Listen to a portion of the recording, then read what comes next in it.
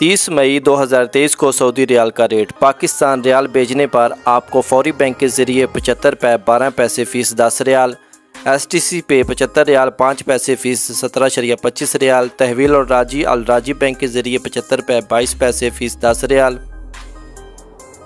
Western union 75 रुपये 38 पैसे fees 23 riyal, MoneyGram 75 रुपये 30 पैसे फ़ीस 23 रियाल, टेली मनी ANB 75 रुपये 24 पैसे फ़ीस 15 रियाल होगी।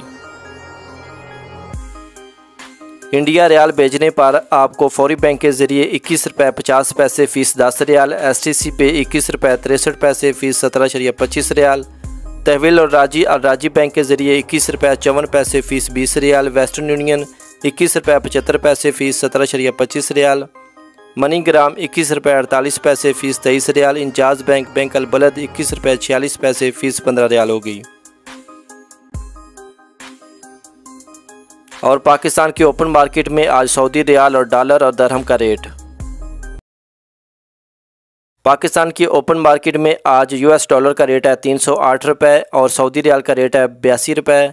और दरहम का रेट है UAE दरहम का रेट है 84 रुपये 36 पैसे।